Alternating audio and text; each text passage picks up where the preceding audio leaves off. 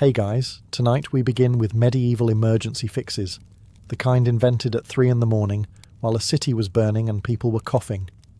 So before you get comfortable, take a moment like the video and subscribe, but only if you genuinely enjoy what I do here. And let me know in the comments where you're tuning in from and what time it is for you.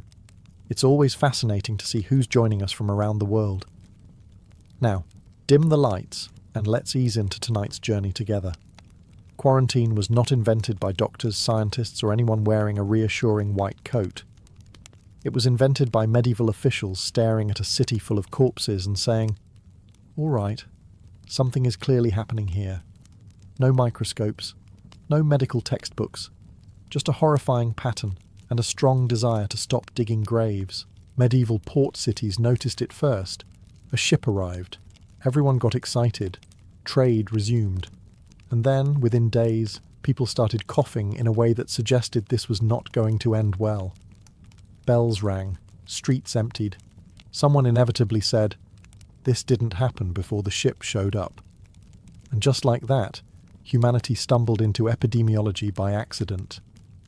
The solution was simple, brutal, and deeply medieval: delay everything. Ships were ordered to sit offshore and think about what they'd done. Travellers were kept outside city walls like socially awkward guests who arrived too early. Goods were left untouched, as if disease respected personal space and needed time to calm down. The famous 40-day waiting period wasn't sacred. It wasn't scientific. It was long enough for someone to start looking suspiciously unwell. If no one died after 40 days, congratulations, you were probably safe. If someone did, well, the problem often solved itself before paperwork became necessary. Being quarantined was miserable. You weren't sick, but you weren't trusted either. Food was delivered at arm's length. Guards watched you like you were a walking mistake. Conversations happened from across open spaces, shouted loudly enough for fear to echo back. Imagine being lonely, bored, and aware that everyone secretly hoped you'd either recover quickly or leave history quietly. Inside the city, quarantine created the illusion of control. People believed walls and waiting could protect them, which was comforting even when it wasn't entirely true. But sometimes it did work. Fewer people died. Panic slowed. Order returned just enough for everyone to pretend things were under control. And here's the important part. It worked often enough to be remembered. Quarantine stopped being a desperate emergency measure and slowly became policy.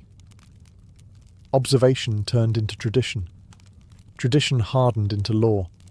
What began as medieval improvisation became the backbone of modern public health.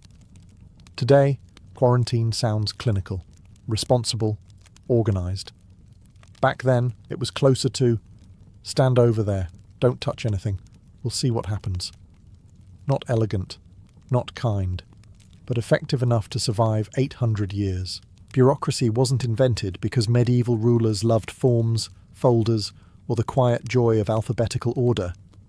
It was invented because during emergencies, everyone started shouting at once, and nothing worked. When wars broke out, harvests failed, or plagues emptied cities, medieval governments faced a terrifying realization. If nothing was written down, reality itself became optional.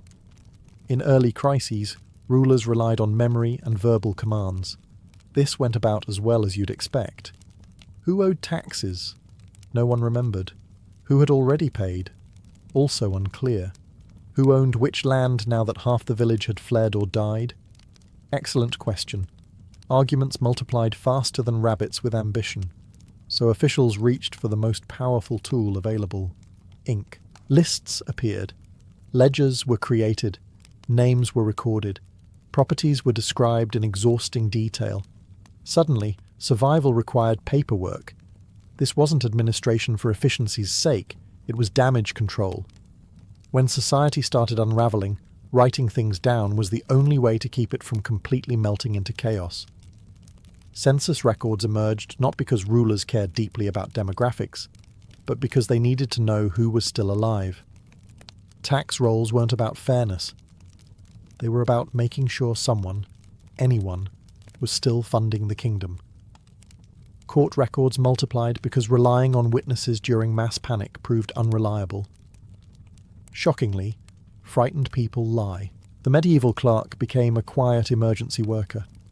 While soldiers fought and doctors failed heroically, clerks sat hunched over desks documenting reality so it didn't disappear. They preserved order with ink-stained fingers and a deep resentment toward anyone who said, "Can't you just remember?" People hated bureaucracy immediately. Forms were confusing. Rules felt arbitrary. Officials were slow. Nothing has changed. But bureaucracy had one unbeatable advantage. It worked when everything else stopped working. Once emergencies passed, the paperwork didn't disappear. Records proved useful. Written agreements reduced fights. Lists prevented duplication. Slowly, reluctantly, bureaucracy became permanent. What started as medieval panic management evolved into modern administration. Every permit, license, application, and government form traces its lineage back to a time when rulers realized that yelling orders into a crowd of terrified people produced nothing but louder yelling. So yes, bureaucracy is annoying. Yes, it feels pointless. But it exists because medieval societies learned that chaos is far worse. And somewhere in history, a tired clerk just nodded and kept writing. Before emergencies forced everyone to cooperate, time in the medieval world was a suggestion, a flexible concept, a personal opinion. Noon happened when the sun felt like it was roughly overhead, and everyone politely agreed not to ask further questions. This worked fine, until something urgent happened and people needed to show up at the same moment.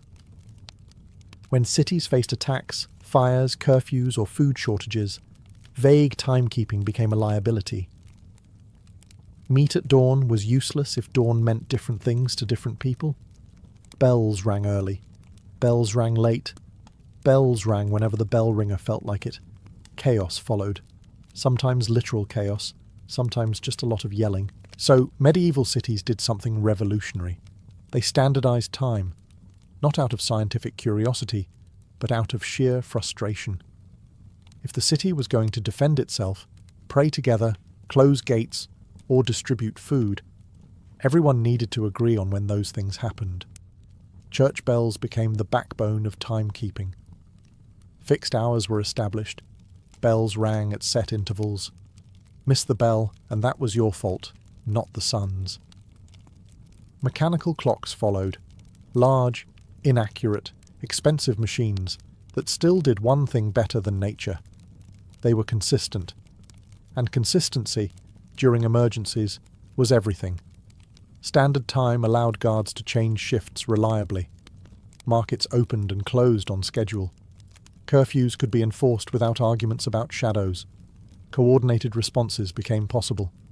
People still complained, but now they complained on time. Of course, no one liked this at first. Standardized time felt intrusive. People resented being told when to wake, work, pray, eat, and sleep. It felt unnatural, because it was. Medieval life had always flowed with daylight and seasons, not with bells screaming instructions at you from a tower. But once adopted, time discipline never left. It was too useful. Cities functioned better. Authority became easier to enforce. Emergencies became manageable instead of frantic. Fast forward a few centuries, and here we are. We schedule everything. We measure productivity by minutes. We panic if our phone battery dies because suddenly time becomes ambiguous again. And ambiguity makes us uncomfortable. All because medieval people once said, "We need everyone to show up now, not roughly later." Standard time didn't make life better. It made life controllable. And in emergencies, control always wins. Medieval cities did not invent street cleaning because they cared about beauty, comfort, or the emotional well-being of pedestrians. They invented it because the streets smelled like a warning sign. When disease arrived, filth arrived first. And when filth stayed, death followed close behind like an unwanted companion who refused to leave. For most of the Middle Ages, streets were multi-purpose spaces. People walked there, worked there, traded there, and very enthusiastically dumped waste there. Household trash, Animal droppings, butcher scraps, and whatever else needed to disappear were all generously contributed to the street. Rain was expected to deal with it eventually. Rain did not cooperate. Then came outbreaks, and suddenly officials noticed something curious. Neighbourhoods drowning in waste were also the neighbourhoods filling graveyards. No one understood bacteria, but medieval people were excellent at noticing patterns when the consequences were severe enough. So cities responded with what passed for emergency hygiene. Orders were issued. Residents were told to clear refuse. Gutters were dug. Waste was pushed away from living areas and toward rivers, pits, or the edge of town, which, to be fair, just moved the problem somewhere else, but at least it wasn't here anymore. This was not polite sanitation. This was aggressive cleanliness fueled by fear. Fines were imposed for dumping waste improperly. Entire streets were ordered to clean themselves at once, which was less coordinated than it sounds, and involved a lot of yelling. People complained loudly about the inconvenience, which is comforting because nothing about human nature has changed. Street cleaning worked just well enough to matter. Areas that removed waste saw fewer outbreaks. The smell lessened. Insects retreated. People stopped dying quite so fast. And once something reduces death, even slightly, it tends to stick around. Over time, emergency cleanups became routine. Cities hired workers specifically to remove waste. Rules became permanent. Infrastructure followed. Gutters turned into sewers. What began as medieval officials shouting, "Get rid of that before we all perish," quietly evolved into modern sanitation systems. Today we associate clean streets with order and safety. Back then, cleanliness wasn't about pride. It was about survival. A foul-smelling street wasn't just unpleasant. It was a sign that something worse was coming. So medieval street cleaning wasn't about making cities nice. It was about making them less deadly. And every time you walk down a clean sidewalk, you're benefiting from medieval people learning the hard way that rot and civilization should not share the same space. Medieval cities learned about fire the same way people learn not to touch a hot stove, by touching it repeatedly, and then acting surprised when everything caught fire again.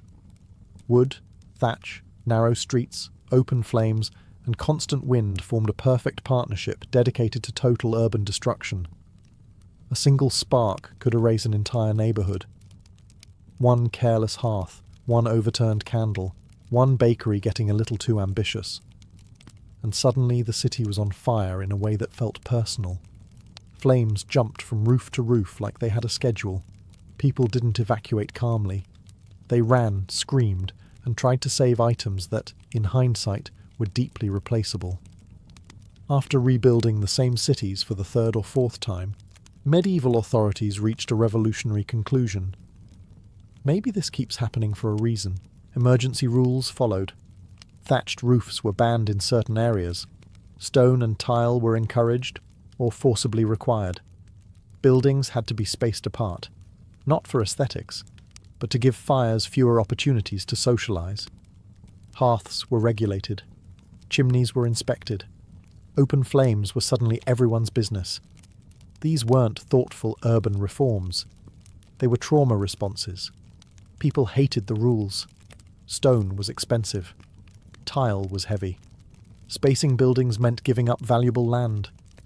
Artisans complained. Landowners complained louder. Everyone complained until the next fire arrived and reminded them why the rules existed. Fire codes worked. Not perfectly, but noticeably. Fires still happened, but they didn't consume entire cities with the same enthusiasm. Neighbourhoods survived. Insurance systems eventually emerged. Rebuilding became manageable instead of constant. And once again, the emergency fix stayed. Modern fire codes, sprinkler systems, building materials, spacing regulations, inspections, all trace their lineage back to medieval officials trying to stop cities from reenacting the same disaster every generation. The language changed. The enforcement improved. The frustration remained. We now think of fire safety as common sense. Medieval people thought of it as annoying interference until everything burned down again. Fire codes didn't make medieval cities safe. They made them survivable.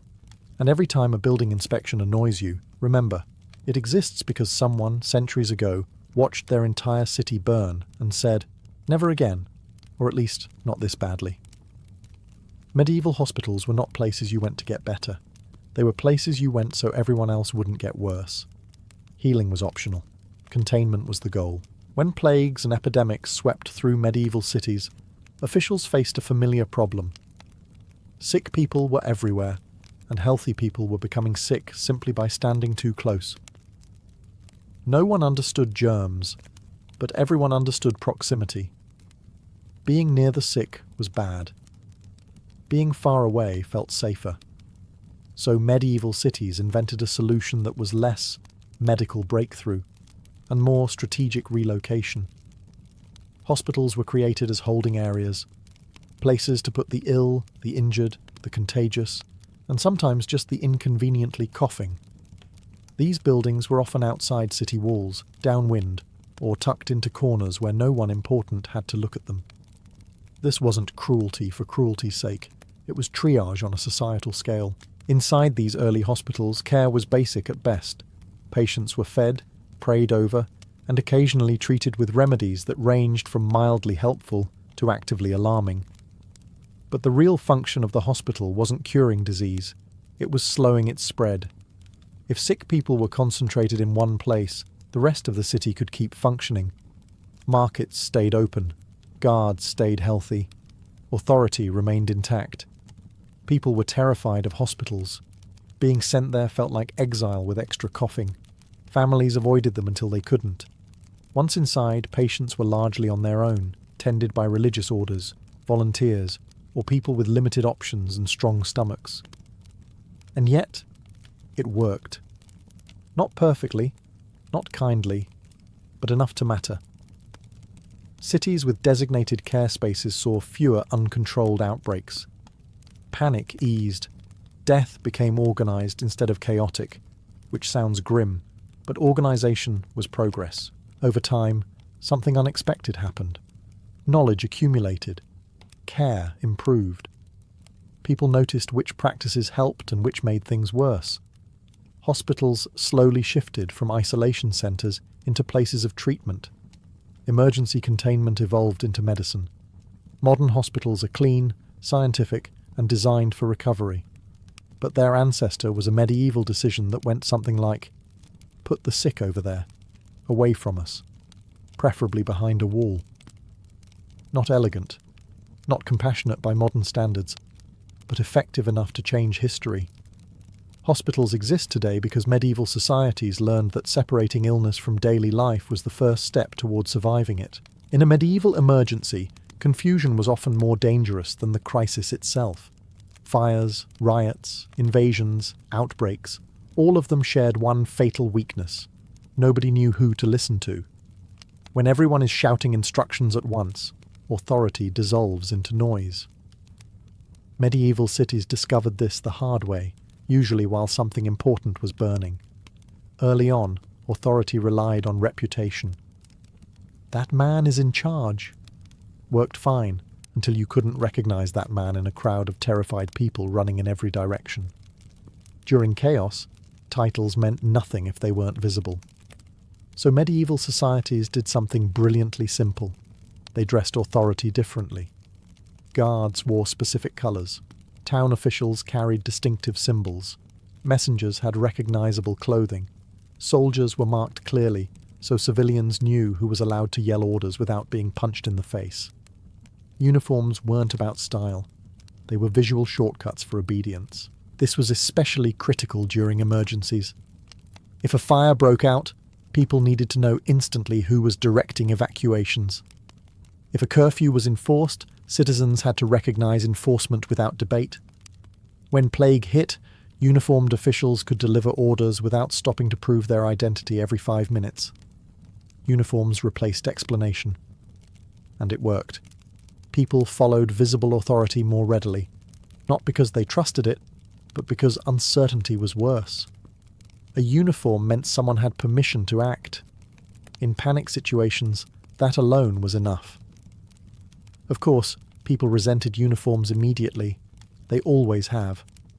Uniforms symbolize control, and humans famously dislike being controlled. right up until things fall apart. Then suddenly everyone wants very clear instructions from someone who looks official. Over time, uniforms became permanent. City guards kept them. Guild officials adopted them. Military clothing standardized. Authority stopped being personal and became institutional. You didn't obey that person. You obeyed that role. Today, uniforms still do the same job. Police, firefighters, medical staff, security.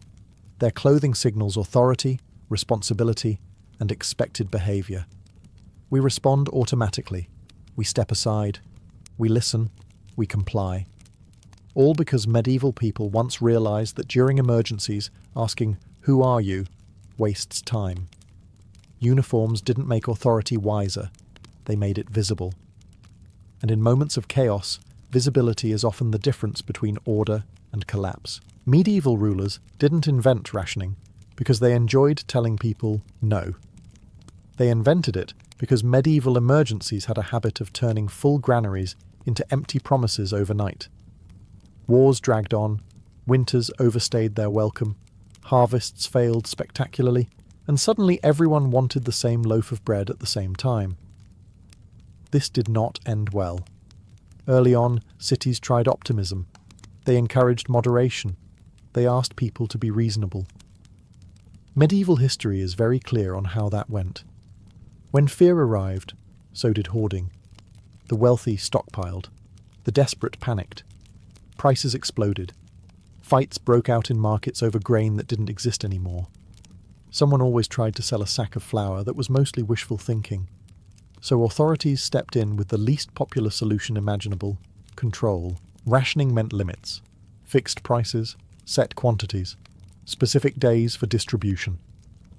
It wasn't gentle, and it wasn't fair in the modern sense, but it prevented total collapse.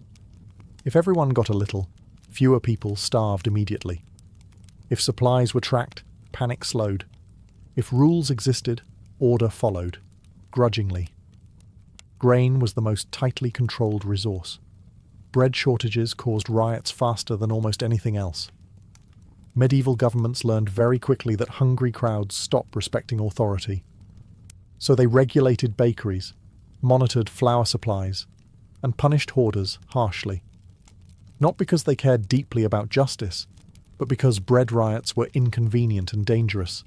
Fuel was rationed too. Wood, peat, charcoal, anything that kept people warm or cooking became subject to oversight during shortages. You could burn, but not excessively. You could buy, but not endlessly. Survival required restraint, whether people liked it or not.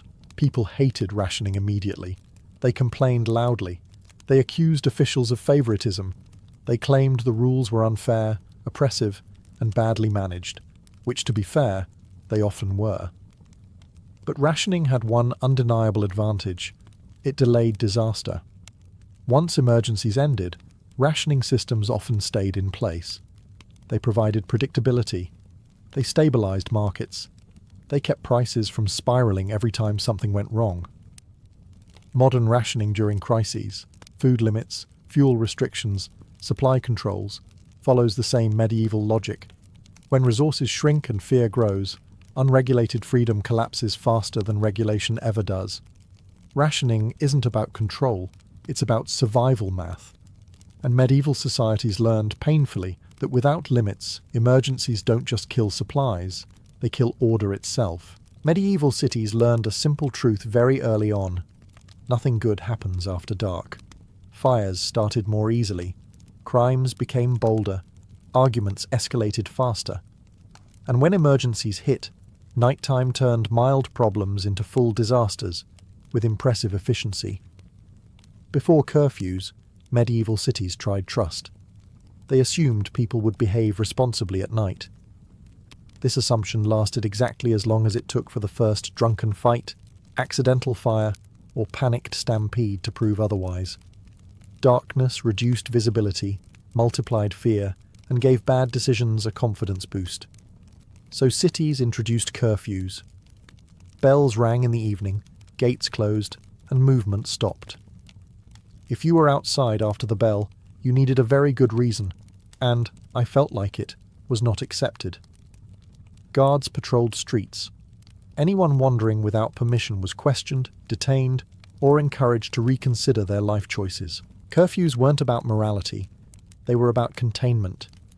When fewer people moved, fewer problems spread. Fires were easier to spot. Crime dropped. Disease transmission slowed. Authorities could actually tell who should be outside and who definitely should not. Of course, people hated curfews immediately. Night was freedom. Night was privacy. Night was when you did things you didn't want witnesses for. Being told to stay indoors felt oppressive, infantilizing, and deeply unfair, especially to people who were absolutely planning to do something stupid. But curfews worked. Cities with enforced nighttime restrictions experienced fewer fires, fewer riots, and fewer unexplained disasters. The streets grew quieter. Emergency response improved. Order returned, at least temporarily. And once again, the emergency measure stuck. Over time, curfews became standard tools for crisis management. Plagues, wars, unrest, shutdown movement and chaos follow more slowly. Modern curfews use the same logic, just with better lighting and louder announcements. We still instinctively understand this rule. When something goes wrong, authorities restrict movement. Not because people are evil, but because panic spreads faster in the dark. Less movement equals fewer variables. Fewer variables equal control. Curfews don't stop emergencies, they slow them down. And medieval societies discovered that slowing chaos, even briefly, could mean the difference between recovery and collapse. So when you hear a curfew announced today, remember, you're listening to a medieval bell, still ringing centuries later, politely reminding humanity that nighttime is terrible for decision-making. For a long time, medieval society operated on a bold and deeply optimistic assumption. If someone said they knew how to do something, that was probably good enough. This worked fine for storytelling and farming advice. It worked much less well for medicine, construction, baking, and anything involving sharp tools or structural integrity. During emergencies, this optimism collapsed quickly. Untrained doctors killed patients with enthusiasm and confidence. Unqualified builders constructed houses that politely waited for winter before collapsing. Incompetent bakers produced bread that caused mass illness, riots, or both. And during crises, plagues, fires, famines, the damage multiplied. When survival depended on competence, pretending everyone was competent became inconvenient. So medieval cities intervened. Guilds were formed, not as cozy professional clubs, but as damage control mechanisms. If you wanted to practice a trade, you had to prove you knew what you were doing. You trained under a master. You followed rules. You demonstrated skill. If you failed, you were politely told to stop before you harmed anyone else.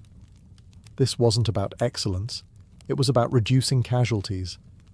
Medical licensing began as an attempt to stop people from experimenting on neighbours during plagues. Building standards emerged after too many emergency shelters collapsed. Food regulations followed repeated poisonings, and bread shortages that ended in violence. Licensing wasn't protectionism, it was survival. People hated it immediately. Unlicensed workers complained that rules were unfair. Masters guarded entry fiercely. Accusations of favoritism flew freely. And yes, some licensing systems became corrupt, restrictive, and frustrating, because they were run by humans. But licensing worked just well enough to stay. Cities with regulated trades experienced fewer disasters during emergencies. Buildings lasted longer. Food became safer. Treatments became less lethal. Once authorities saw measurable improvements, licensing stopped being temporary and became permanent. Modern professional certification, exams, permits, and credentials all descend from this medieval realization. Letting untrained people practice critical skills during crises is a bad idea. A very bad idea. We now take licensing for granted. We expect doctors to be trained, engineers to be certified, and food producers to follow rules. But those expectations exist because medieval societies learned, painfully, that trust me, I know what I'm doing, is not a safety standard.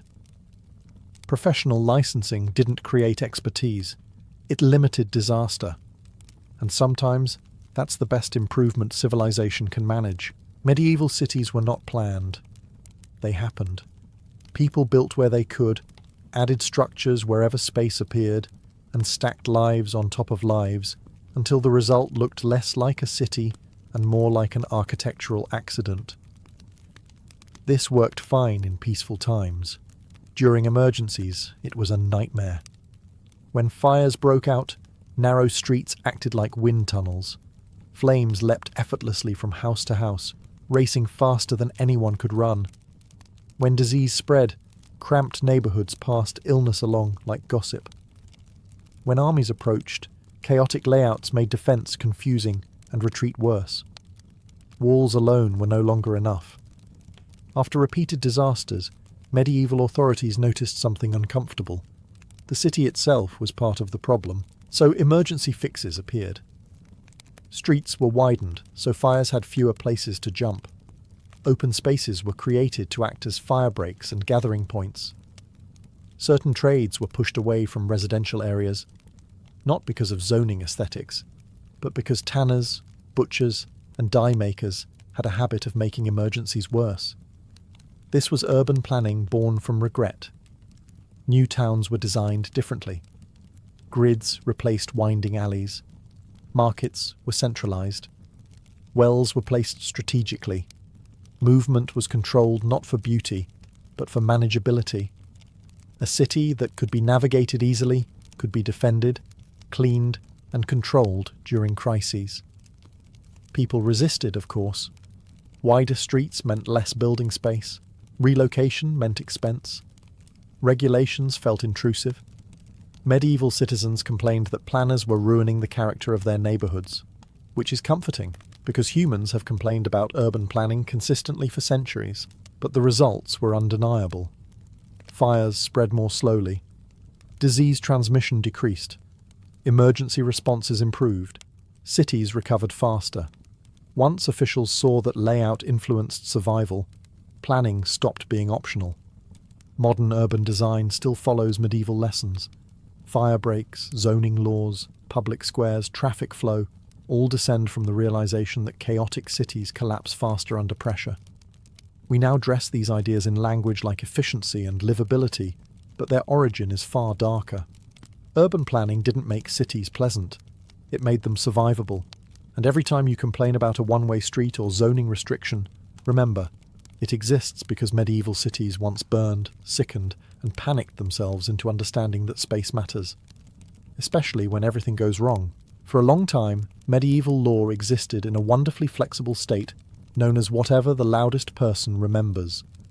Rules were passed down orally, enforced inconsistently, and argued endlessly. This worked fine until emergencies arrived and everyone started shouting at once. At that point, memory failed, tempers rose, and justice became whoever had the strongest voice or the biggest weapon. During crises, plagues, riots, famines, invasions, verbal law collapsed almost immediately.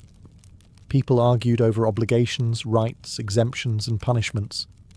Officials contradicted each other. Witnesses remembered events differently depending on stress, fear, or personal advantage. Courts turned into theatres of confusion where facts drowned under panic. So medieval authorities reached a surprisingly modern conclusion. Write it down. Written laws didn't appear because rulers suddenly became lovers of clarity. They appeared because ambiguity was dangerous. If no one could agree on the rules during an emergency, order vanished. Written laws reduced debate. They didn't eliminate injustice, but they shortened arguments, and in crises, time mattered more than fairness. Laws were carved into stone, painted on walls, copied into books, and posted in public places. Not everyone could read, but enough people could recognize symbols, seals, and official formats to know something serious was being declared. Written law shifted authority away from memory and toward permanence. Of course, people hated this immediately. Written laws removed flexibility. You could no longer argue, "That's not how I remember it." Officials could point to text and say, "It's right there." The law became colder, more rigid, and harder to negotiate with, which was exactly the point. During emergencies, written laws allowed cities to function. Curfews were enforced consistently. Punishments were standardized. Responsibilities were clarified. Even when people disagreed with the rules, they at least knew what they were breaking. Once crises passed, written laws didn't disappear. They proved useful. They reduced disputes. They allowed systems to scale beyond personal relationships. Over time, law transformed from custom into institution. Modern legal systems still rely on this medieval realization. Memory is unreliable under stress. Writing survives panic. Courts, contracts, regulations, and constitutions all descend from medieval cities, learning that yelling rules at frightened people does not create order. Written law didn't make medieval justice fair, it made it predictable. And in emergencies, predictability often matters more than perfection. Medieval people didn't need philosophy to understand scarcity, they needed winters. A few brutal seasons were enough to teach even the most optimistic town council that hope was not a food group. When harvests failed, roads froze, and trade stopped, cities learned very quickly that relying on "we'll figure it out later" was a strategy with a high body count. Early medieval communities lived dangerously close to the edge. Grain came in once a year. Fuel was seasonal. If something went wrong, war, bad weather, disease, there was no backup plan. People simply ran out of food and then ran out of time. This happened often enough that eventually someone had the uncomfortable thought, what if we didn't eat everything immediately? Thus, emergency stockpiles were born. Granaries were built to store grain beyond immediate need. Armories stored weapons and armor so they didn't have to be produced during panic. Fuel reserves were set aside for winter and siege. These stockpiles weren't signs of prosperity. They were scars from previous disasters. Every full granary represented a famine someone remembered too clearly. Stockpiling was controversial. People hated it. Grain locked away felt unfair when mouths were hungry now. Rulers were accused of hoarding. Corruption was common. And sometimes, yes, stockpiles were mismanaged or stolen. Humans have always been excellent at ruining good ideas. But when emergencies hit, stockpiles mattered. Cities with reserves lasted longer. Sieges failed. Winters became survivable instead of fatal. Panic slowed. Planning replaced desperation, at least temporarily. The presence of stored resources also changed behaviour. Knowing supplies existed reduced hoarding. Reduced hoarding reduced violence. Order followed. Not because people became kinder, but because fear loosened its grip. Over time, emergency stockpiles became permanent institutions. Cities budgeted for them. Laws protected them. Access was regulated. What began as a temporary survival measure evolved into infrastructure. Modern emergency reserves, food, fuel, medical supplies, strategic resources, follow the same medieval logic. We still prepare for disasters the same way. Store now so we don't panic later. Emergency stockpiles aren't optimistic. They're realistic. They exist because medieval societies learned the hard way that winter always arrives, emergencies always repeat, and planning ahead beats improvising while starving. And every time a government warehouse quietly waits in the background, it's echoing a medieval lesson written in hunger and cold. Prepare now or pay later. Before public warning systems, medieval emergencies had a charming habit of arriving completely unannounced. Fires spread before anyone noticed. Enemies approached while people slept. Plagues crept in quietly. By the time danger became obvious, it was already personal. This lack of early warning cost cities dearly, and medieval communities eventually realized that surprise was their worst enemy. So they built noise. Church bells became the primary emergency broadcast system. Bells rang for fires, invasions, riots, curfews, and anything else that required immediate attention. Different rhythms meant different threats, though in practice, most people simply heard bell and assumed something terrible was happening, which, to be fair, was usually correct. Bells had one huge advantage. They didn't care who you were. Rich or poor, Awake or asleep, inside or outside, if the bell rang, you heard it. No messengers required. No explanations needed. Sound travelled faster than authority. Flags and signals followed. Towers flew warning banners. Fires were lit on hills to signal danger across long distances. Horns blasted in coordinated patterns. Medieval cities built entire communication systems designed to scream, "Something is wrong," as loudly as possible.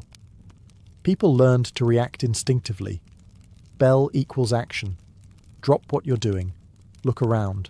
Follow instructions. Panic later. Of course, false alarms happened. Someone rang the bell too early, or too late, or because a goat knocked something over and nobody wanted to admit it. People complained loudly, but even false alarms reinforced awareness. Better to panic briefly than die quietly. Over time, public warning systems became permanent. They were tested, maintained, ritualized. Bells rang for practice. Signals were standardized. Emergency communication became infrastructure. Modern sirens, alerts, emergency broadcasts, and phone notifications are direct descendants of medieval bell towers. The technology changed. The psychology didn't. Loud, unmistakable warnings still override hesitation faster than polite announcements ever could. We like to think we're more rational now. We're not. We still respond best to clear, unavoidable signals telling us to stop whatever we're doing and pay attention. Public warning systems weren't designed to inform. They were designed to interrupt. And medieval societies learned that in emergencies, interruption saves more lives than explanation. So the next time an alarm startles you, remember, you're reacting exactly as intended. Just like someone centuries ago freezing in a street, looking up at a ringing bell, and realizing that something, somewhere, had gone very wrong. Medieval rulers did not wake up one morning with a passion for taxes. They woke up to wars, invasions, collapsing defences, empty treasuries, and the sudden realization that banners, soldiers, walls and food all cost money, immediately. And unfortunately, enthusiasm does not pay mercenaries. In calm times, taxes were predictable. Annoying, yes, but familiar. In emergencies, however, predictable revenue collapsed. Trade slowed. Harvests failed. People fled. And just when rulers needed money the most, the usual income streams quietly evaporated. So medieval governments invented a solution that still makes people groan today: emergency taxation. These weren't subtle. Special levies were announced for wars, fortifications, ransoms, crusades, and unexpected but extremely urgent situations, which somehow kept happening. Taxes were raised temporarily, at least in theory. Everyone was told it was just until the crisis passed. Everyone nodded skeptically. Emergency taxes weren't about fairness. They were about speed. Governments needed funds now, not after careful debate. Collection was aggressive. Resistance was punished. People complained loudly, which was allowed, as long as they paid first. And here's the uncomfortable part. It worked. Armies were funded, walls were repaired, supplies were purchased. Cities survived sieges that otherwise would have ended quickly and violently. Emergency taxation turned panic into action, at the cost of public goodwill, which medieval rulers considered an acceptable trade. Once the emergency ended, the tax rarely disappeared completely. Officials noticed something interesting. The system functioned. Collection networks existed. Records were kept. Revenue flowed. Why dismantle something that worked? So, temporary taxes became permanent categories. New precedents formed. Governments learned that extraordinary circumstances justified extraordinary funding, and that emergencies could be defined very flexibly. Modern governments still operate on this medieval logic. Special taxes, emergency budgets, crisis spending, temporary surcharges, all descend from the moment medieval rulers realized that survival requires cash and hesitation costs lives. People still hate emergency taxes. They always have. Complaints are tradition. Resistance is predictable. But But emergency taxation remains one of civilization's most reliable tools when systems are under threat. Emergency taxes didn't make governments popular. They made them solvent, and once a state learns how to fund itself during panic, that knowledge never really goes away. It just waits patiently for the next crisis to arrive. In ancient Rome, purple was not fashion. It was authority made visible. To modernize, a purple garment might suggest creativity or eccentric taste. To a Roman, it screamed power, money, and a dangerous proximity to the state. This was because true purple dye did not come from a plant or a clever recipe. It came from the glands of sea snails, thousands of them, harvested, crushed, fermented, and boiled until the stench alone could knock a man unconscious. The result was Tyrian purple, a deep, luminous shade that did not fade with time. It only grew richer, like a dynasty that refused to die. Because of this, purple became less a colour and more a legal instrument. Roman law carefully dictated who could wear it and how much. Senators were allowed a narrow purple stripe, the letters clavus, running down their tunics. Equites, the knightly class, had to settle for a thinner stripe, the Angustus clavus. Everyone else was expected to admire from a respectful distance. Full purple garments were forbidden outright, reserved for the emperor alone. Wearing one without permission was not bold, it was suicidal. This was not symbolic law, it was enforced. Purple implied imperial legitimacy, and Rome did not tolerate improvisation in matters of power. A man wearing too much purple could be accused of treason, even if he claimed it was just a gift or a misunderstanding. Rome had no patience for fashion excuses. If you looked like an emperor, you were treated like a rival, and rivals did not live long. The irony is that purple was not always elegant. Freshly dyed, it often looked dull or brownish.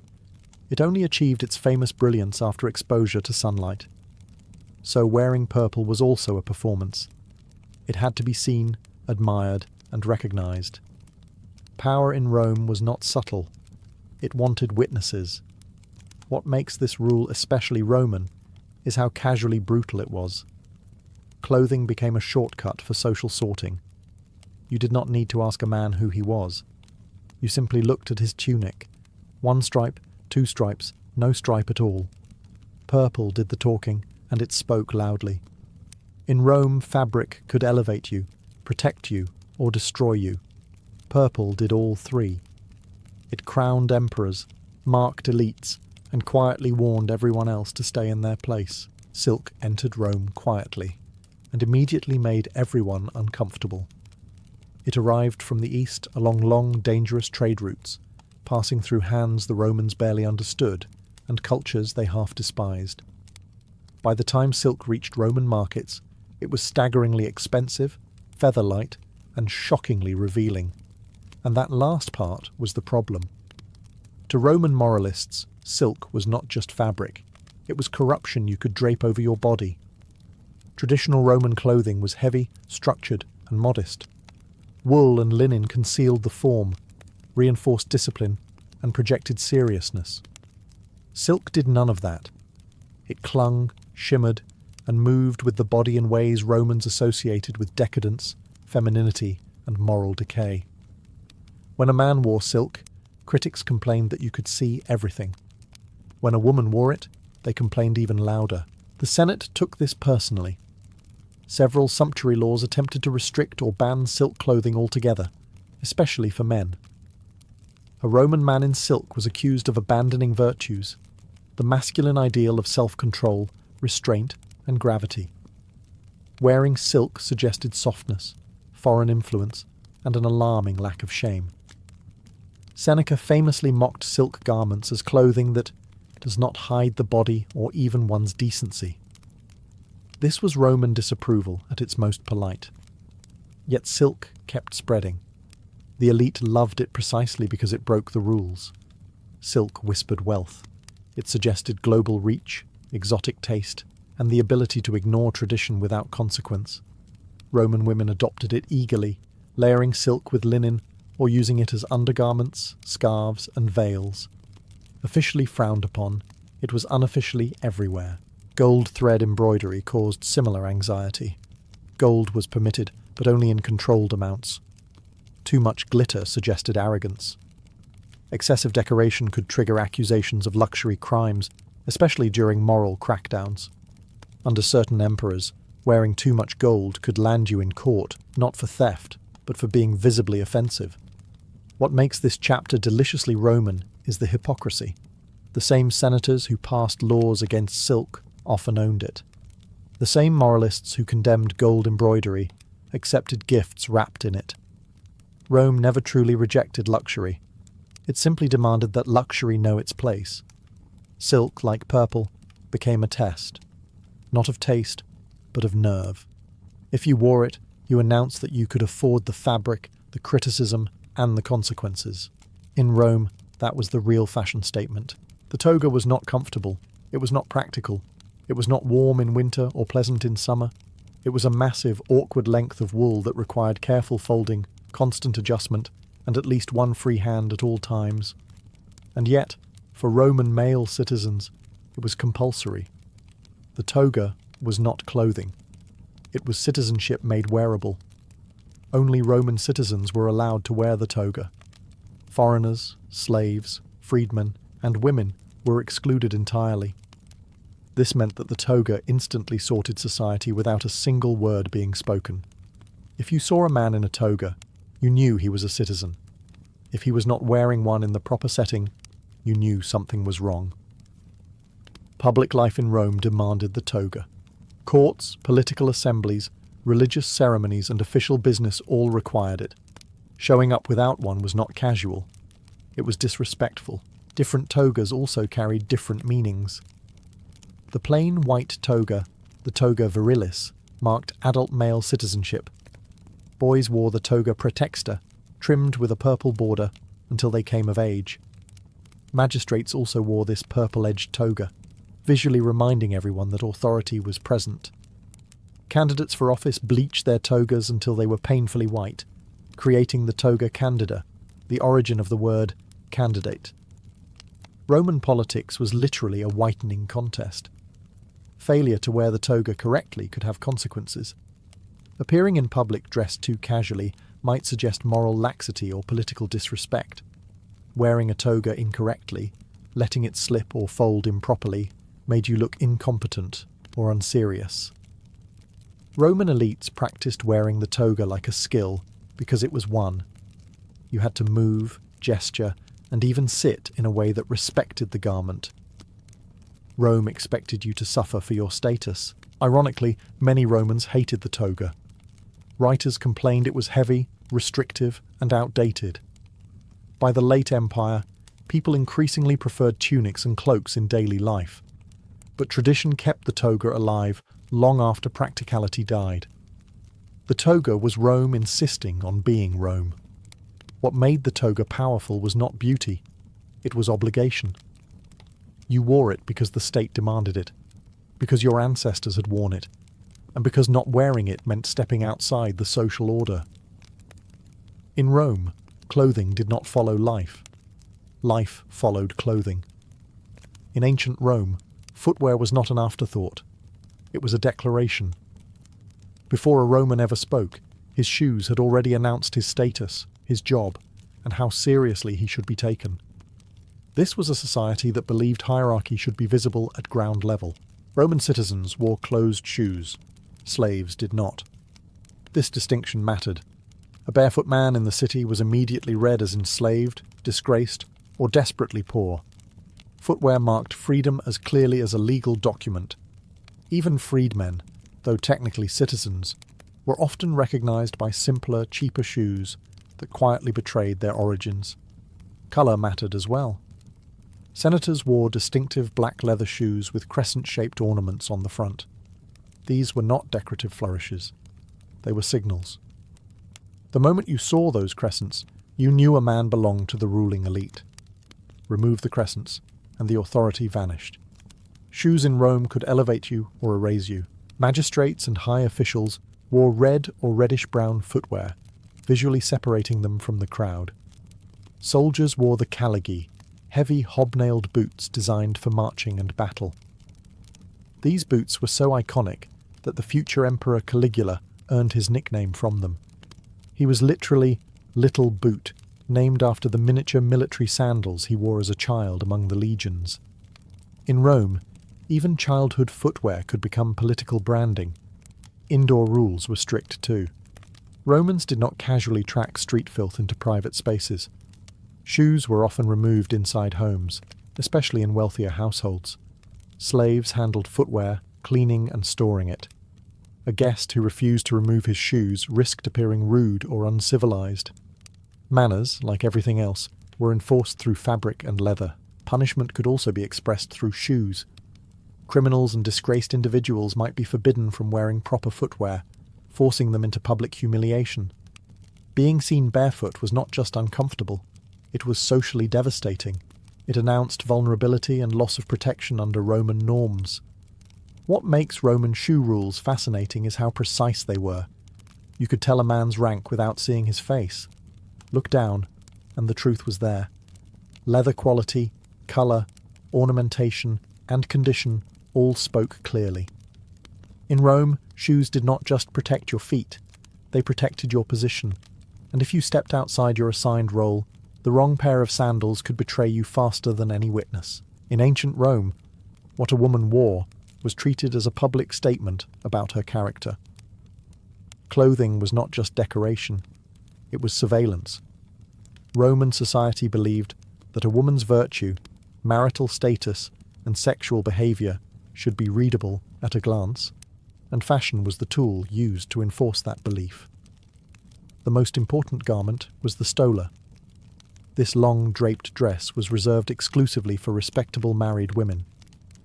Wearing a stola signalled that a woman was legally married, sexually respectable, and under the protection of Roman law. It was a badge of honour, but also a leash. A woman in a stola was expected to behave modestly, speak carefully, and remain within the boundaries of acceptable female conduct.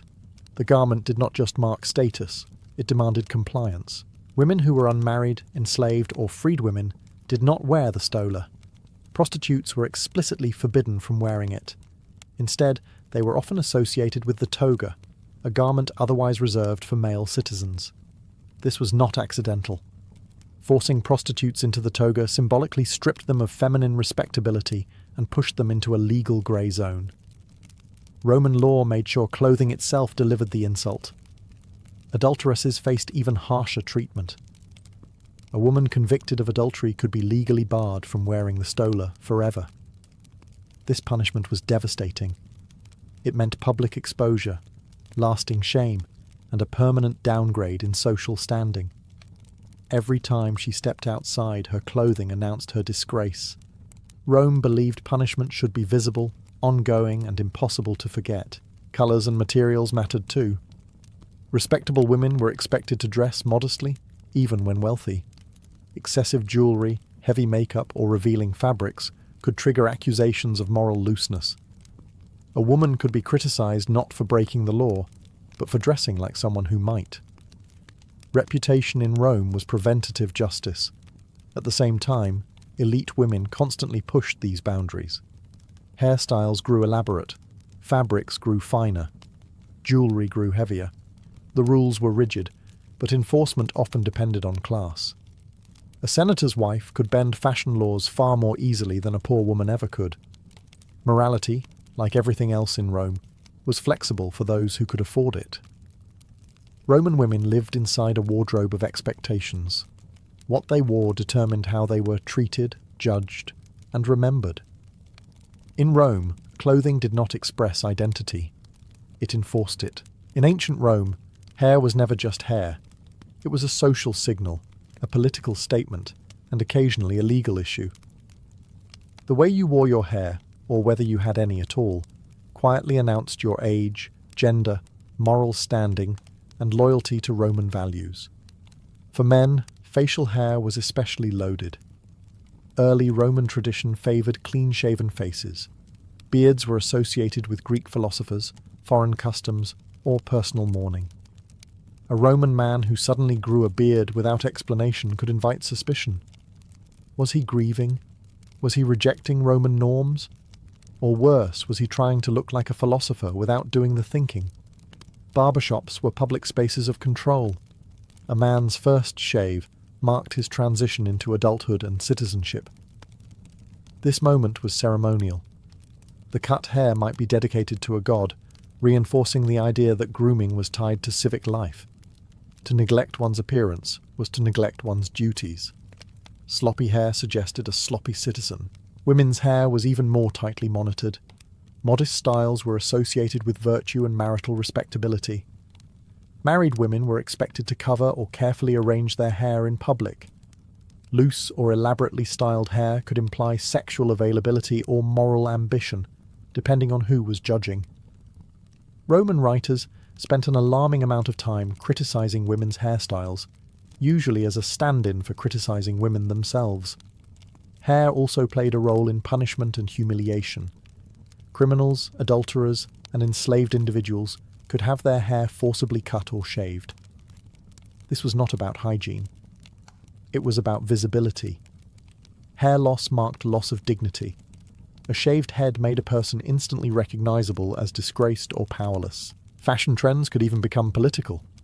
Under certain emperors, beards returned to favour, especially when philosophy became fashionable at court. Emperor Hadrian famously wore a beard, sparking a wave of imitation across the elite. Suddenly, what had once seemed un-Roman became acceptable, even admirable. In Rome, morality shifted when power did. What makes Roman hair rules fascinating is their inconsistency. Grooming standards changed with politics, class, and mood, but the principle remained constant. Your body was not entirely yours. It belonged partly to the state, partly to tradition, and partly to whoever had the authority to judge you. In Rome, hair did not grow freely. It grew under observation. In ancient Rome, jewellery was both a privilege and a provocation. Gold, gems, and pearls were admired, but they were also deeply suspicious. Romans believed that visible wealth should be controlled, measured, and kept within socially acceptable limits. Too little jewellery suggested poverty. Too much suggested arrogance, moral weakness, or worse, foreign influence. Sumptuary laws attempted to regulate exactly how much jewellery a person could wear. These laws were especially strict for women, whose appearance was constantly policed under the guise of morality. Rings, necklaces, earrings, and bracelets were allowed, but only in quantities that signalled elegance rather than excess. Of course, excess was never clearly defined. It depended on who was watching and how powerful you were. Gold rings carried particular meaning. For a long time, only senators and equestrians were permitted to wear gold rings. Everyone else had to settle for iron. The ring was not decoration, it was legal identification. A gold ring quietly announced that its wearer belonged to Rome's ruling classes. When the privilege was later expanded, the symbolism remained. Even as more people gained access, the gold ring continued to whisper authority. Pearls caused moral panic. Roman writers obsessed over them, especially when worn by women. Pearls from the Persian Gulf were astronomically expensive, and wearing them suggested wealth that bordered on indecency. Pliny the Elder complained that pearls had become a burden to the ears. This was not concern for comfort, it was concern for hierarchy. Pearls blurred the line between elite distinction and vulgar display. Men were expected to be restrained. A man dripping in jewellery risked being mocked as effeminate or morally weak. Jewellery on men was acceptable only when subtle and symbolic. A single ring. A signet seal. Nothing more. Anything excessive hinted that the wearer had lost control of himself, which in Rome was an unforgivable failure. Punishment could also be expressed through jewellery. Confiscation of rings or ornaments was a public stripping of status. Losing the right to wear certain items hurt more than a fine. It erased identity. What made Roman jewellery rules so effective was their flexibility. The laws existed, but enforcement bent around power. The elite broke the rules constantly, while the poor were punished for trying. In Rome, jewellery did not simply reflect wealth, It tested how much the system would tolerate you. In ancient Rome, grief was not a private emotion. It was a public performance with strict visual rules. Mourning clothing ensured that loss was visible, legible, and socially controlled. Romans believed that personal sorrow had to be expressed in a way that respected tradition, hierarchy, and civic order. The most common mourning garment was dark, plain clothing, often undyed wool. Bright colours were inappropriate, and decorative fabrics were avoided. Jewellery was minimised or removed entirely. The point was not comfort, it was recognition. Mourning clothes announced that the wearer was temporarily removed from normal social expectations. They were signalling grief before they ever spoke. Men in mourning might neglect grooming, growing beards, or allowing their hair to remain uncut. This temporary abandonment of appearance marked emotional disruption. But it had limits. Mourning was expected to end. Grief that lasted too long became suspicious, even offensive. Romans valued emotional control, and extended sorrow suggested weakness or manipulation. Women faced stricter expectations. Widows wore mourning garments for extended periods, sometimes years, depending on local custom and family pressure. Their clothing signalled chastity, restraint, and withdrawal from public life. A widow who dressed too richly or returned to bright colours too soon risked accusations of disrespect or moral looseness. Her wardrobe became a measure of her loyalty to the dead. Mourning laws also enforced class distinctions. Elite families could afford special garments and long periods of visible grief. Poorer Romans often had no choice but to resume normal clothing quickly, regardless of emotion. Public grief, like everything else, was easier when you had money. Ironically, mourning clothing could be used strategically. Politicians sometimes dressed in mourning to signal protest or moral outrage. Appearing in dark garments in public spaces could suggest that the state itself had suffered a loss. Grief became rhetoric. What makes Roman mourning rules especially revealing is their balance between empathy and control. Rome acknowledged pain, but only within approved boundaries. You were allowed to grieve, but not to disrupt society. Clothing kept sorrow legible, temporary, and polite. In Rome, even loss had a dress code. In ancient Rome, clothing did not just reflect status or morality. It could actively condemn you. Certain garments marked disgrace so clearly that no explanation was required. The fabric itself delivered the verdict. One of the most striking examples was forced clothing as punishment. Criminals, traitors, and disgraced citizens could be compelled to wear humiliating garments in public. This was not meant to hide wrongdoing. It was meant to advertise it. Rome believed shame was more effective when everyone could see it. A man dressed incorrectly, deliberately stripped of his proper attire, became a walking warning. Exile came with wardrobe consequences. A banished Roman lost not only property and legal protection, but also the right to dress as a citizen. Being barred from wearing the toga was devastating. Without it, a man visually ceased to exist within Roman society. He might still walk Roman roads, but symbolically, he no longer belonged to Rome. Enslavement erased clothing identity entirely. Slaves wore simple tunics, often coarse and undecorated. They were denied distinctive footwear, jewellery, or hairstyles that suggested autonomy. Their appearance reinforced ownership. A slave who dressed above his station risked punishment, not for theft, but for impersonation. Looking free without permission was itself a crime. Public executions and punishments often involved deliberate costume choices. Condemned criminals might be dressed in mockery, stripped naked, or forced into symbolic outfits that emphasized their alleged crimes. Clothing became theatre. Justice was not only delivered, it was staged. Even voluntary clothing could incriminate you. Dressing above your class invited accusations of arrogance or sedition. Dressing below it suggested shame or protest. Roman society watched appearance obsessively, reading meaning into every fold of fabric. There was no neutral outfit. What made this system terrifyingly effective was its speed. Words could be denied. Clothing could not. a glance was enough. Rome turned fabric into law because it reduced complexity. You did not need to investigate motives when the outfit already told a story. By the end of the empire, many of these rules softened or collapsed under cultural change. But the principle survived. Clothing was power. It rewarded obedience and punished deviation. In ancient Rome, justice did not always need judges. Sometimes it just needed the right outfit. In many ancient societies, tattoos were not decoration or rebellion. They were structure. They were a language written directly onto the body, one that could not be forged, traded, or conveniently forgotten. Before documents, seals, or written biographies, tattoos served as living proof of identity. They told everyone who you were without asking permission. What made tattoos powerful was permanence. Clothing could be removed, jewellery could be stolen, titles could be disputed, tattoos could not.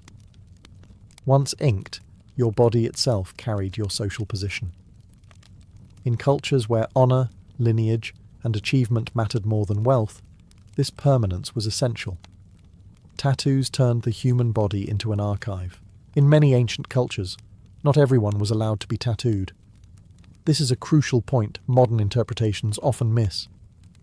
Tattoos were frequently restricted to elites, warriors, priests, or individuals who had completed specific rites. Being tattooed was not a right. It was a privilege earned through survival, ritual endurance, or ancestral qualification. An unmarked body could signal youth, low status, or exclusion. The process itself reinforced this hierarchy. Tattooing was painful, slow, and often sacred. It involved blood, chanting, and ritual tools passed down through generations. Pain was not incidental. It was the price of legitimacy. Enduring it proved discipline and worthiness. The mark mattered because the suffering mattered. These tattoos were not random designs. They were coded systems. Lines, shapes, and placement all carried meaning. A mark on the shoulder did not mean the same thing as one on the face. Each position corresponded to role, rank, or spiritual alignment. To the initiated, the body could be read like a map. Importantly, tattoos could also exclude. In some societies, criminals, captives, or enslaved people were forcibly tattooed to mark ownership or disgrace. The same technology that elevated elites could permanently degrade the powerless. This dual use made tattoos socially dangerous. A mark could grant authority or remove it entirely. What unified these systems was control. Tattoos were not about self-expression. They were about visibility. Ancient societies wanted identity to be obvious and permanent. Tattoos solved that problem elegantly and brutally. In a world without paper records, tattoos were undeniable proof. Your body told your story, whether you wanted it to or not, and once written, that story could not be erased. Among the Scythians of the Eurasian steppe, tattoos were not decoration or fashion. They were elite insignia, reserved for those who held power, lineage, or exceptional status. Archaeology makes this clear. When frozen Scythian bodies were uncovered in the Altai Mountains, their tattoos were not scattered randomly. They were deliberate, complex, and unmistakably elite.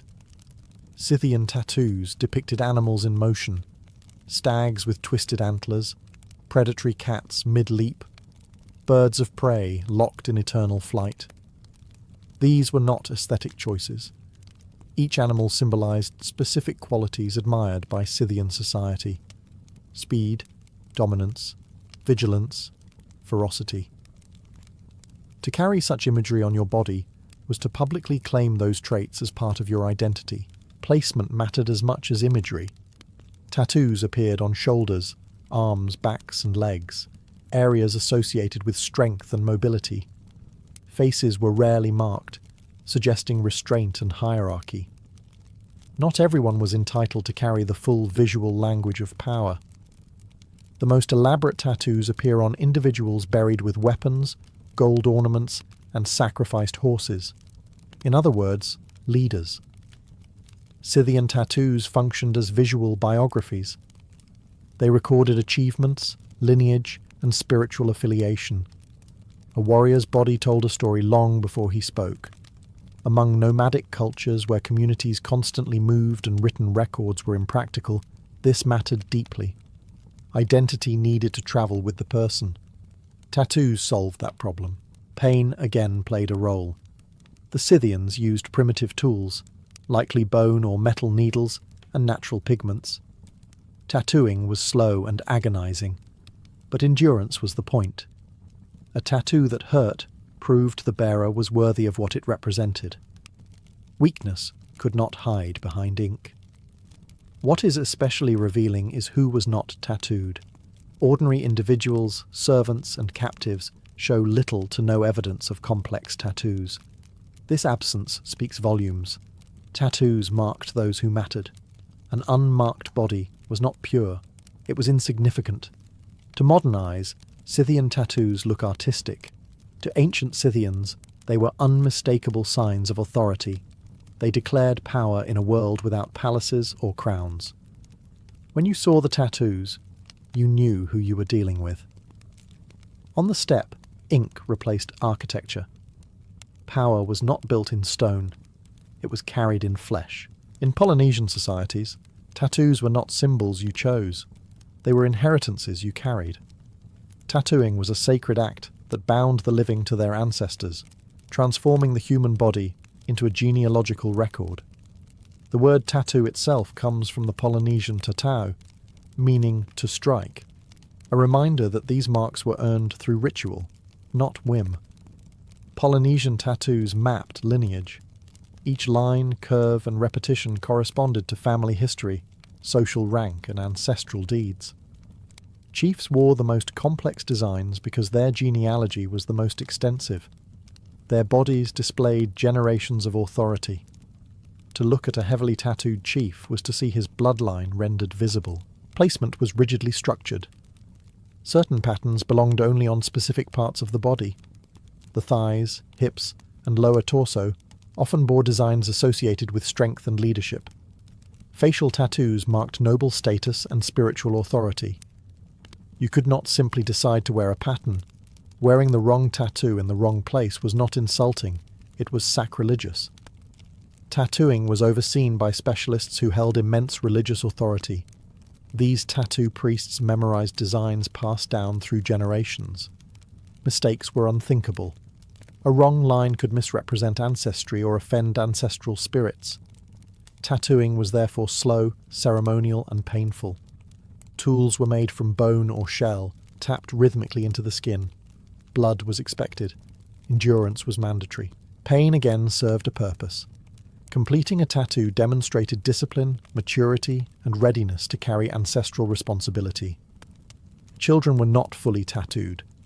Tattoos came gradually, marking life stages, achievements, and rising rank. An incomplete tattoo signaled an incomplete person. Refusal carried consequences. An adult man without tattoos was viewed as unfinished, untrustworthy, or socially marginal. Tattoos were not rebellious acts, they were obligations. A bare body suggested weak lineage or failure to uphold family honour.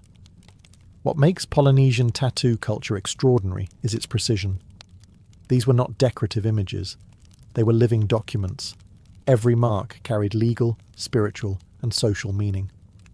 In Polynesia, ancestry was not hidden in stories or scrolls, it was worn openly. The body itself became proof of belonging, history, and power. In ancient Egypt, tattoos carried a meaning very different from the warrior elites of the steppe or the genealogies of Polynesia.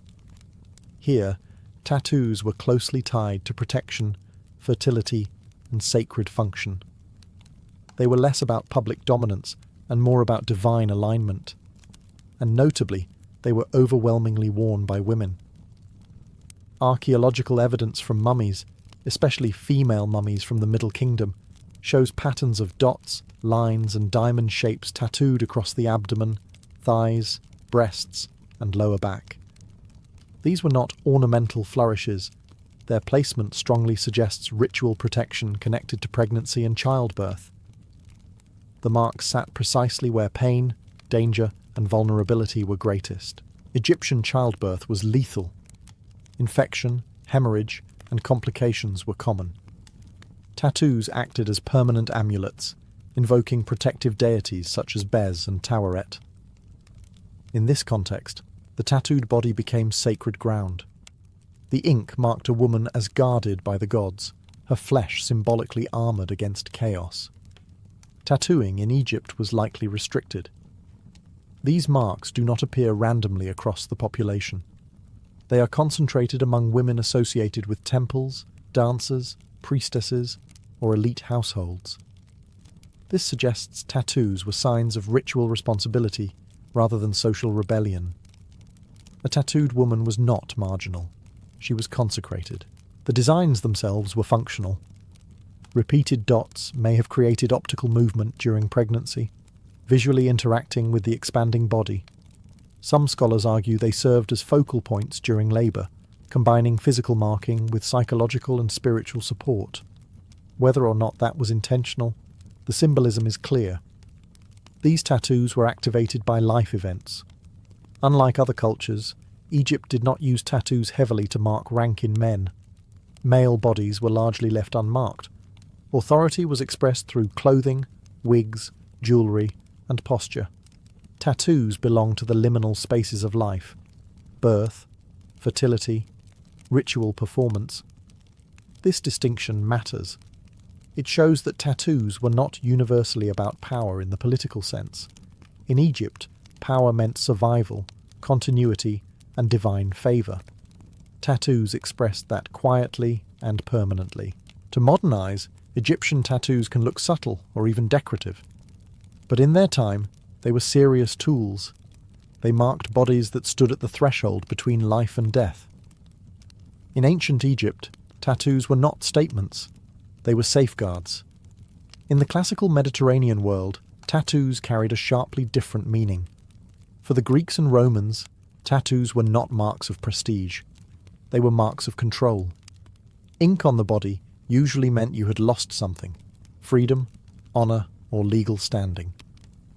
In Greece, tattoos were associated with outsiders and punishment. Thracians, Scythians, and other barbarian peoples were known to tattoo themselves, which Greek writers viewed with a mix of fascination and contempt. To a Greek citizen, a tattooed body looked foreign, excessive, and undisciplined. The ideal Greek body was smooth, balanced, and unmarked, a physical reflection of rational order. Ink disrupted that ideal.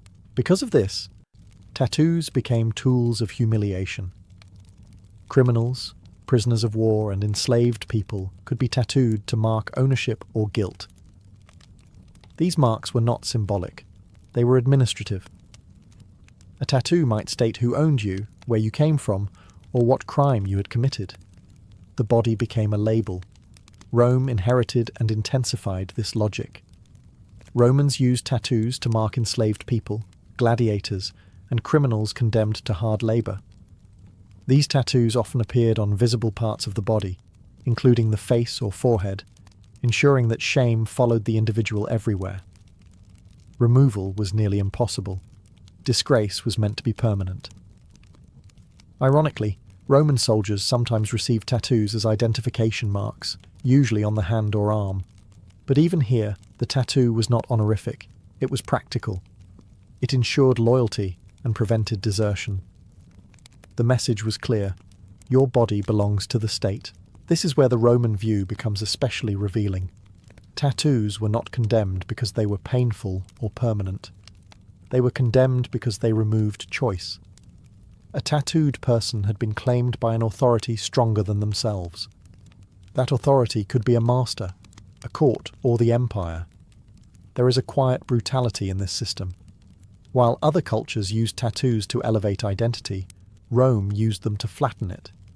Ink reduced people to function: property, criminal, soldier. To Roman eyes, a tattooed elite would have been unthinkable. Power was supposed to be removable, transferable, and symbolic. Tattoos were too final. In the classical world, tattoos told a simple story. If you were marked, someone else was in control. For the Celtic and Pictish peoples of ancient Europe, tattoos were not marginal or shameful. They were confrontational.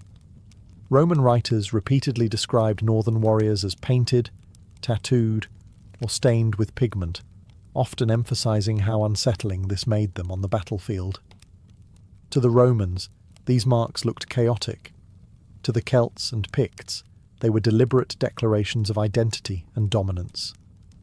Classical sources describe warriors whose bodies were marked with swirling patterns, animals, and abstract symbols, sometimes enhanced with blue pigment derived from plants like woad. Whether all of these markings were permanent tattoos or a mix of tattooing and body paint is still debated. What matters is how they functioned.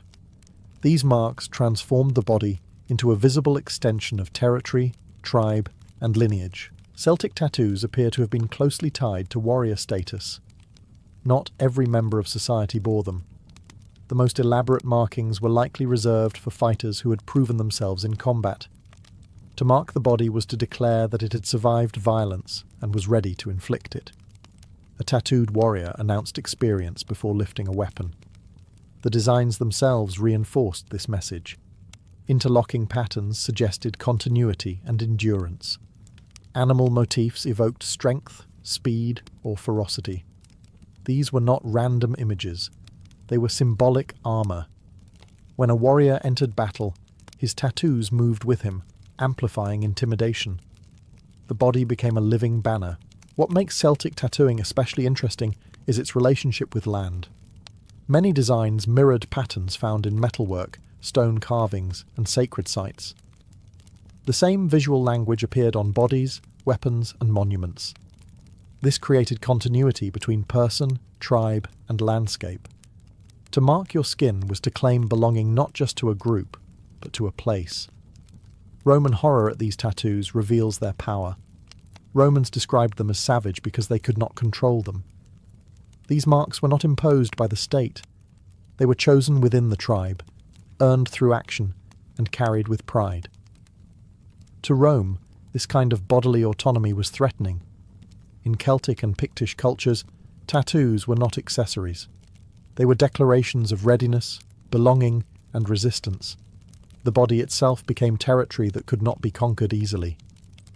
Where Rome used ink to humiliate, these societies used it to challenge. Long before tattoos became associated with criminality in Japan, they carried meanings of bravery, endurance, and social identity. In early Japanese society, tattoos were not hidden. They were visible marks tied to region, profession, and personal resolve. Ancient Chinese chronicles describing the peoples of the Japanese islands note tattooed bodies used to signal belonging and protection, especially among coastal and river communities. Early Japanese tattoos often functioned as spiritual safeguards. Fishermen tattooed themselves to ward off sea spirits and dangerous creatures. The markings were believed to offer protection in environments where death was sudden and common. Much like amulets, tattoos were practical spirituality etched into flesh. Courage played a central role. Tattooing was painful and permanent, and that mattered. Enduring the process demonstrated self-control and toughness. In a culture that valued composure and endurance, submitting to tattooing was proof of character. These were not decorative flourishes, they were tests. Over time, tattoos also became markers of regional identity. Certain designs indicated where a person came from, much like dialect or dress. The body carried geography. In a largely oral society, this visual shorthand helped establish trust and familiarity among strangers. The shift towards stigma came later. As centralized authority strengthened, tattoos began to be used as punishment. Criminals were forcibly tattooed on the face or arms with symbols indicating their crimes. This was not a cultural contradiction. It was a deliberate inversion. What had once marked courage was now used to mark disgrace. The power of permanence was simply redirected. This dual history explains Japan's complicated relationship with tattoos. They were never trivial. Whether honorable or shameful, tattoos always meant something serious. They were tools of memory that could not be erased. Even when punitive tattooing fell out of use, the association lingered. Tattoos remained symbols of those who lived outside polite society. Yet beneath that stigma lay older meanings that never fully disappeared. Strength, endurance, defiance. In Japan, tattoos did not lose their power. They changed masters. What had once been chosen became imposed. What had once marked bravery became a warning. The body, once again, became the record of authority. Across many indigenous cultures of the Americas, tattoos were not abstract symbols or inherited decoration. They were records. Each mark documented something that had already happened. You were not tattooed for who you were. You were tattooed for what you had done. Among numerous tribes in North America, tattoos marked achievements such as success in war, endurance in ritual trials, survival of hardship, or fulfillment of social duties. A tattoo was earned, not granted by birth. This made the body a living ledger of experience. To read someone's tattoos was to read their history. Warriors often bore the most visible markings. Lines on the face, chest, or arms could signify enemies defeated, wounds survived, or leadership roles attained. These were not celebratory decorations. They were acknowledgements. A man without tattoos might be young, untested, or simply unproven. An extensively tattooed body commanded respect without explanation. Tattooing was also tied to spiritual transition. Vision quests, rites of passage, and communal ceremonies frequently culminated in tattooing. The pain was intentional. Enduring it demonstrated readiness to carry new responsibilities. Tattoos marked the moment when a person crossed from one stage of life into another. Women's tattoos carried equally serious meaning. In some cultures, they marked readiness for adulthood, motherhood, or ritual roles. Facial tattoos among certain groups symbolized maturity, discipline, and belonging. They were not imposed. They were requested and endured. Importantly, tattoos were never universal. Not everyone qualified. A body without tattoos was not incomplete. It was simply unread. Tattoos made experience visible, but absence did not automatically mean inferiority. This balance prevented tattoos from becoming empty fashion. Meaning was preserved by restriction. European colonizers misunderstood this completely. They often interpreted tattoos as primitive decoration or savagery. In reality, these marks functioned like medals, licenses, and certificates combined. They communicated trustworthiness in societies where written records were unnecessary. What makes indigenous American tattoo traditions remarkable is their honesty. You could not fake a tattooed achievement. You had either lived it or you had not. The body told the truth. In these cultures, tattoos were memory that could not be edited. The skin carried proof. Across ancient cultures, the unifying truth about tattoos is this: they were never about individuality in the modern sense. They were about responsibility. Tattoos bound a person to their past, their community, and their obligations. Once inked, the body could no longer pretend. It became a document that demanded accountability. Unlike clothing or jewelry, tattoos could not be removed when circumstances changed. This permanence made them dangerous and powerful. To be tattooed was to accept that your history would follow you everywhere. In societies built on honor, lineage, and reputation, this was not cosmetic. It was existential. Tattoos recorded ancestry, rank, courage, crime, protection, and punishment depending on the culture. Sometimes all at once. A single mark could signify elite authority in one society and absolute disgrace in another. The technology was the same. The meaning was controlled by culture. What mattered was control over the narrative. In cultures where tattooing was sacred, only specific people could authorize it. Priests, elders, or specialists guarded designs like legal codes. A tattoo applied incorrectly could misrepresent a lineage, offend spirits, or falsely claim status. This was not tolerated. The body was too important to be miswritten. Colonial and imperial societies often reversed these meanings deliberately. Tattoos that once marked honor were turned into tools of punishment. Marks that once recorded achievement were imposed to erase identity. This was not accidental. It was psychological domination. Taking control of the body meant taking control of memory. Modern tattoo culture often treats ancient tattooing as aesthetic inspiration. This misses the point. Ancient tattoos were not chosen because they looked meaningful. They looked meaningful because they were enforced by social consequence. Pain, permanence, and restriction preserved their value. In ancient cultures, you could not wake up one day and decide who you wanted to be. Your body reflected who you had proven yourself to be. Tattoos were earned slowly, painfully, and publicly. They demanded consistency between action and identity. Seen this way, ancient tattoos were sacred biographies. They told stories that could not be revised or rebranded. They tied the individual to something larger than themselves, and once written into flesh, those stories could not be denied. Anne Boleyn was not raised with the expectation of becoming a queen. Nothing about her early life suggested a destiny tied to England's throne. What it did suggest was something far more dangerous in the Tudor world. She was trained to move comfortably among power. From a young age, Anne was shaped for court life, not through inheritance, but through exposure, education, and proximity to influence. Born into the ambitious but not royal Boleyn family, Anne's value lay in her potential. Her father, Thomas Boleyn, understood that courts were schools of survival. He sent Anne abroad, first to the Low Countries and then to France, where she served in the household of the French Queen. This was not a finishing school. It was a political laboratory. Anne learned how monarchs spoke, how favours were exchanged, how reputation could be built or destroyed with a glance. She learned languages, music, dance, theology, and most importantly, restraint. France mattered. The French court was culturally refined, intellectually curious, and far more open to Renaissance ideas than England. Here, Anne absorbed humanist thought and early reformist religious ideas that questioned traditional Catholic authority. She also learned that charm was not softness. It was leverage. Wit could deflect danger. Silence could provoke interest.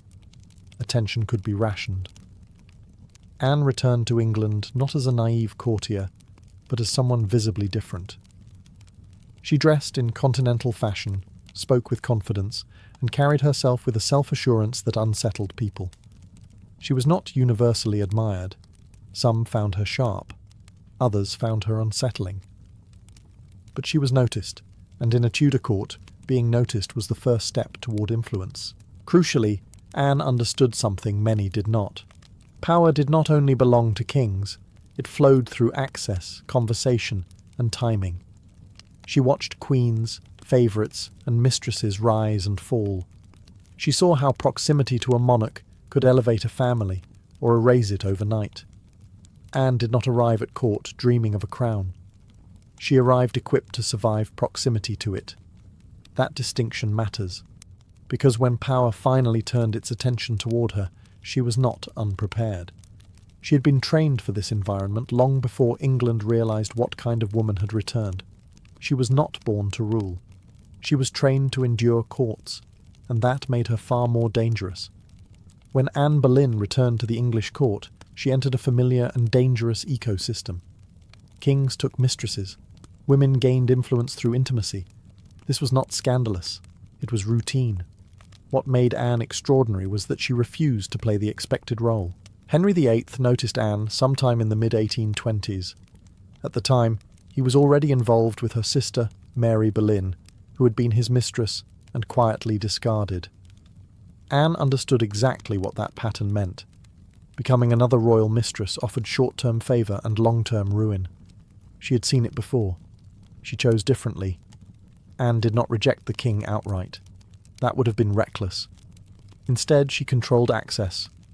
She flirted, withdrew, and refused physical intimacy while maintaining emotional and intellectual presence. This was unprecedented at the Tudor court. Kings were pursued, not denied. Anne's resistance did something dangerous. It turned desire into obsession. Henry was used to obedience. Anne offered conditions. She insisted that her honour mattered, that she would not surrender herself without marriage.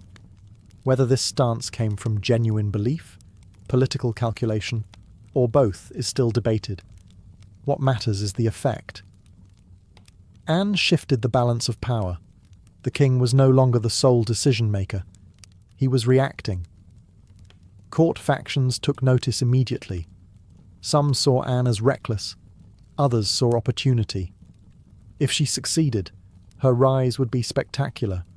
If she failed, her fall would be fatal. Catherine of Aragon, Henry's queen, remained legally and morally secure at this point. Anne's refusal quietly threatened that stability. Anne also understood optics. She cultivated an image of virtue mixed with sharp intelligence. She engaged Henry in conversation, theology, and reformist ideas. She positioned herself not as temptation, but as a partner. This was radical. A mistress could be discarded. A wife changed dynasties. Henry's desire hardened into resolve. He did not want Anne temporarily. He wanted her legitimately. And legitimacy required something unthinkable: the removal of his queen. Anne did not yet have a crown, but she had already done something irreversible. She forced the King of England to imagine a future that did not include his wife. That imagination would soon shatter marriages, laws, and the church itself. By refusing to be a mistress, Anne Boleyn did not just protect her reputation. She set history in motion. Anne Boleyn's refusal placed Henry in an impossible position. He was married to Catherine of Aragon, a queen respected across Europe, and bound by a marriage sanctioned by the Pope himself. To marry Anne legally, Henry needed an annulment. What followed was not a private marital dispute. It was a constitutional crisis that would tear England from the authority of Rome. For years, Henry pursued papal approval to end his marriage. His argument was theological, that his union with Catherine was cursed because she had been married to his brother. But theology was only the surface. Beneath it lay desperation. Catherine had failed to produce a surviving male heir, and Henry feared dynastic collapse. Anne represented not only desire, but hope. Rome refused. Political realities made papal approval impossible. Catherine was the aunt of the most powerful ruler in Europe, and the Pope was effectively his prisoner. Henry waited, pressured, and stalled. Anne waited too, trapped in limbo. Each year that passed increased the risk. She was aging in a court that devoured women quickly. Anne's influence grew during this period. She surrounded herself with reform-minded thinkers who questioned papal authority and promoted the idea that kings answered directly to God.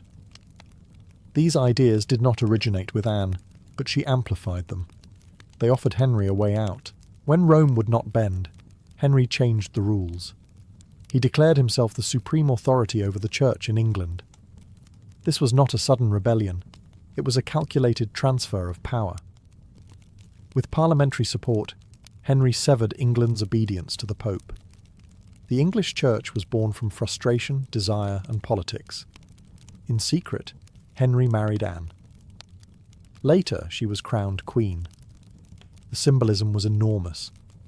A woman who had once been a lady-in-waiting now wore the crown of a newly redefined kingdom. But the cost was immense. Catherine was cast aside. England was spiritually divided. Europe watched with horror and fascination. Anne had achieved what no mistress ever had. She became queen. But the crown rested on unstable ground. Her legitimacy depended entirely on Henry's favour and the survival of the religious break she helped justify. The marriage had broken more than a church. It had broken precedent, alliances, and centuries of tradition. And once broken, nothing could be restored quietly. Anne Boleyn stood at the centre of a revolution she could not control. Anne Boleyn's coronation did not bring security. It brought scrutiny. From the moment she became queen, her value narrowed to a single expectation: produce a male heir. Everything else, her intelligence, her influence, even the religious revolution tied to her marriage, became secondary to her womb. England waited. Anne became pregnant quickly, and anticipation swept the court. When she gave birth, the child was healthy, intelligent, and unmistakably royal, but she was a girl, Elizabeth. The disappointment was immediate and dangerous. A daughter did not stabilize a dynasty. It postponed the problem. Anne understood the stakes better than anyone. She had displaced a respected queen and helped justify a religious schism. Without a son, her position was fragile. Still, she insisted publicly that daughters mattered, that Elizabeth would rule gloriously. Privately, she knew that confidence did not protect queens. Her subsequent pregnancies ended in tragedy. Miscarriages followed, including one devastating loss of a male fetus. Each failure was noted. Each whisper grew louder. At court, sympathy quickly turned into calculation. If Anne could not deliver a son, perhaps she could be replaced. Her relationship with the king began to sour. Henry VIII was impatient, deeply insecure about succession, and increasingly distracted. He had bent the church for Anne. Now he expected results. Anne, once the object of obsession, found herself criticized for her sharp tongue, her temper, her refusal to submit quietly. Anne's enemies multiplied. Conservative factions resented the religious changes she symbolized. Former allies distanced themselves. A new woman appeared at court, younger, quieter, and carefully unthreatening. Anne recognized the pattern instantly. She had used it herself. But Anne did not retreat. She argued, challenged, and continued to involve herself in politics and religious patronage. This only worsened her image. A queen who spoke too much was dangerous. A queen without a son was disposable. The tragedy of Anne's queenship lies here. She was still powerful, still intelligent, still influential. But none of that mattered anymore. The rules had narrowed. Produce a son, or be removed. Anne Boleyn was still queen, but she was standing on ground that was already giving way. Anne Boleyn did not fall because of a single mistake. She fell because her existence had become inconvenient. By the spring of 1536, the political weather around her had changed completely. She no longer represented hope. She represented risk. Anne Boleyn had made enemies from the moment she rose. Some hated her for replacing Catherine of Aragon. Others despised her reformist sympathies. Many simply resented her sharp intelligence and unwillingness to remain silent. As long as she was the king's obsession, these enemies waited. When his affection cooled, they moved. The miscarriage of a male child early that year was the turning point. It did not just disappoint the king, it freed him psychologically. The marriage had failed in its only indispensable task. Almost immediately, attention shifted to alternatives. Anne's former role as the woman who refused to be a mistress was now quietly transferred to another court lady. History was repeating itself, this time without Anne controlling the terms. What followed was not an emotional breakup. It was a legal assassination. Charges were constructed with chilling efficiency. Anne was accused of adultery, incest, and treason. These were not plausible crimes. They were useful ones. Adultery alone was not enough. Treason ensured execution and erased any chance of rehabilitation. The accused men were courtiers with little ability to defend themselves. Confessions were extracted or implied. Timelines were bent. Evidence was thin to non-existent. But that did not matter. Tudor justice was not about proof. It was about outcome. Anne was arrested and taken to the Tower of London. From that moment, the end was inevitable. Trials were staged quickly. Verdicts were predetermined. Witnesses said what was required. The woman who had once controlled access to the king now had none. What makes Anne's fall so disturbing is its speed. One day she was queen. Within weeks, she was condemned. This was not chaos. It was choreography.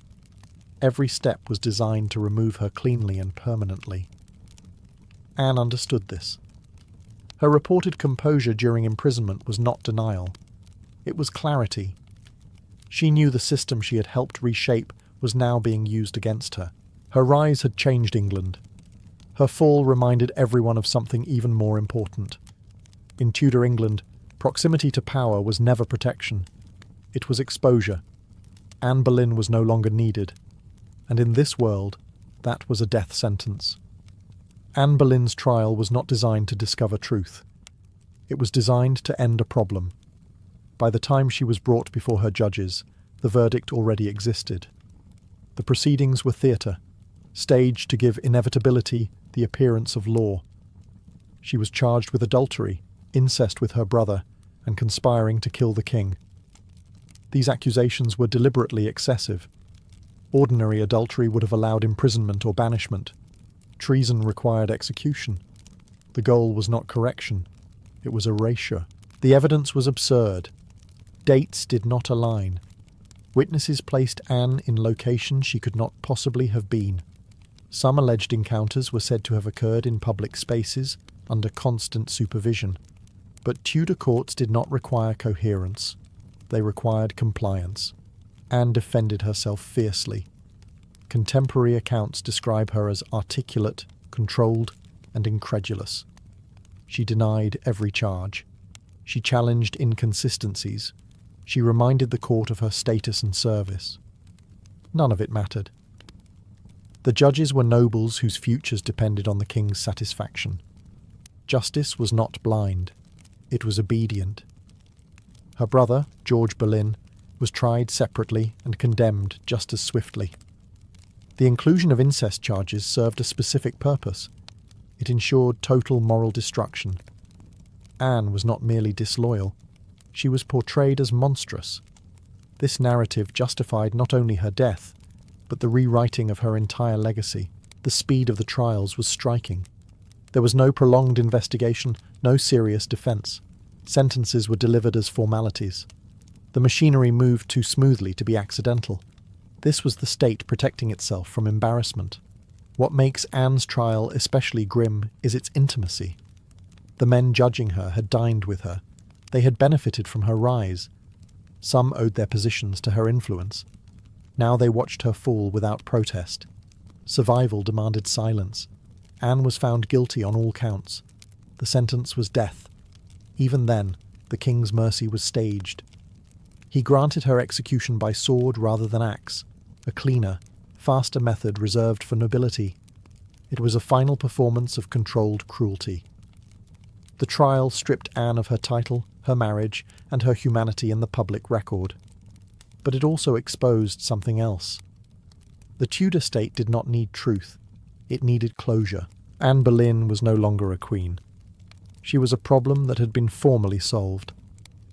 Anne Boleyn's final days were marked by an unsettling calm. Imprisoned in the Tower of London, she moved through the rituals of condemnation with composure that unsettled observers. She prayed, joked darkly, and spoke with clarity about her fate. This was not denial. It was recognition. The machinery had finished its work. The execution was carefully staged. A skilled swordsman was summoned from France, a deliberate choice meant to signal mercy and refinement. An axe was blunt and brutal. A sword was precise. The distinction mattered to a court obsessed with appearances. Anne dressed carefully, removed her headdress, and addressed the crowd with dignity. She did not protest her innocence publicly. She did not accuse the king.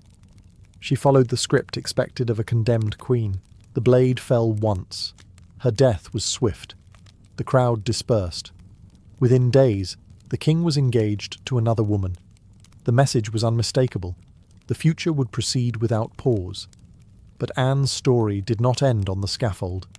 That is the irony of her execution. The state could erase her body, but not the consequences of her life. The religious break that justified her marriage remained. The English Church did not return to Rome. The precedent held.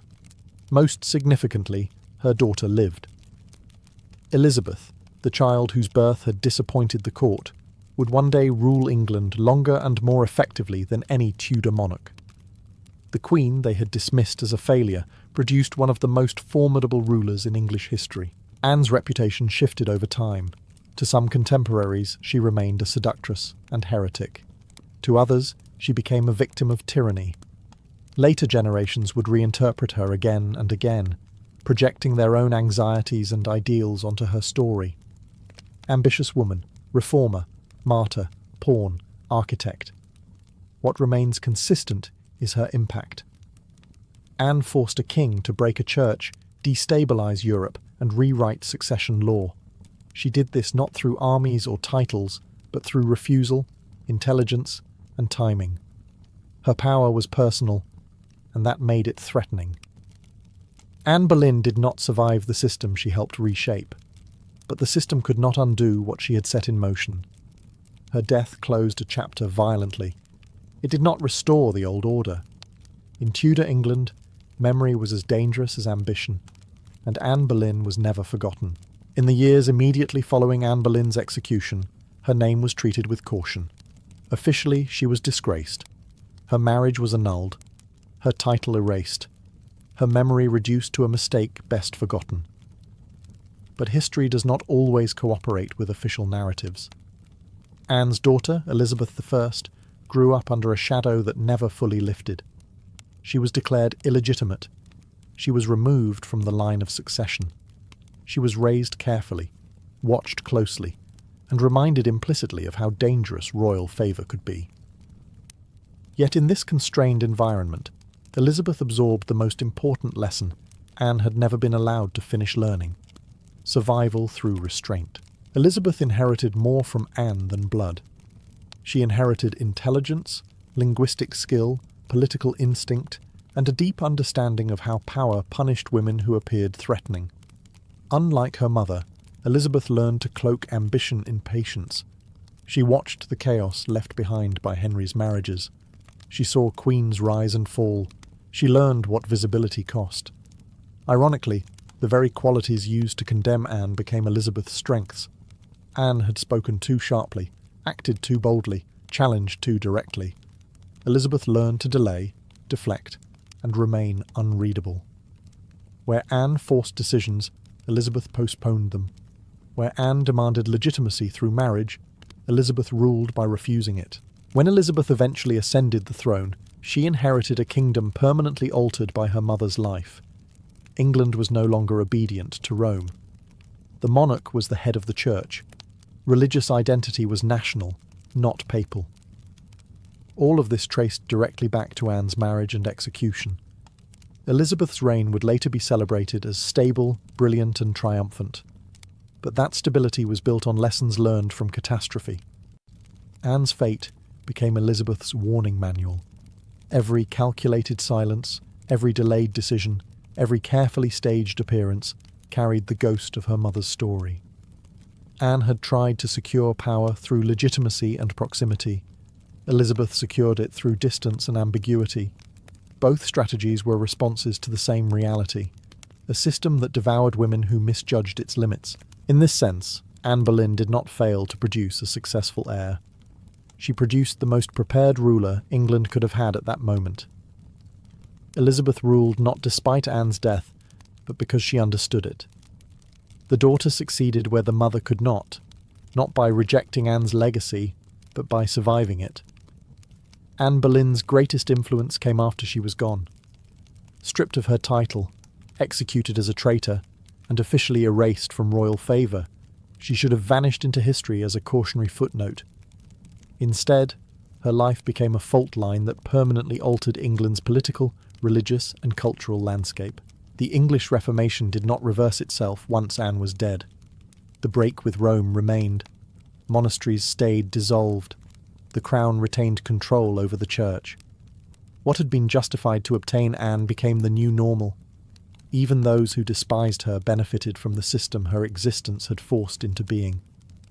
That alone makes her one of the most consequential figures of the Tudor age.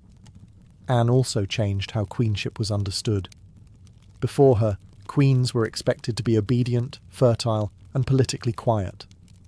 Anne violated every one of those expectations. She spoke, argued, sponsored reformist thinkers, and involved herself in policy. Her punishment was severe, but the precedent was set.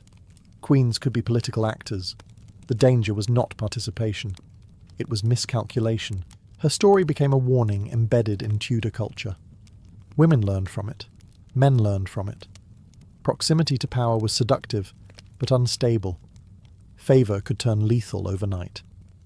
Anne's life demonstrated that intelligence without structural protection was not enough. Ambition without insulation invited destruction. Over time, Anne's reputation softened. Protestant writers cast her as a martyr.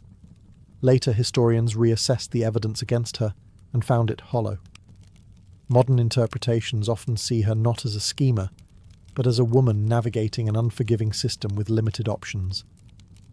All of these readings coexist because Anne resists simplicity. What cannot be disputed is this: England after Anne Boleyn was not the same country as before her. The monarchy's relationship to religion had changed. The idea of female political influence had expanded, even as it remained dangerous. And the Tudor dynasty's most successful ruler carried Anne's blood and her lessons. Anne did not live long enough to manage the world she helped create, but few people do. History often belongs to those who trigger change, not those who survive it. Anne Boleyn forced decisions that could not be undone, and she paid the highest price for it. She did not rule England for long, but she reshaped it permanently.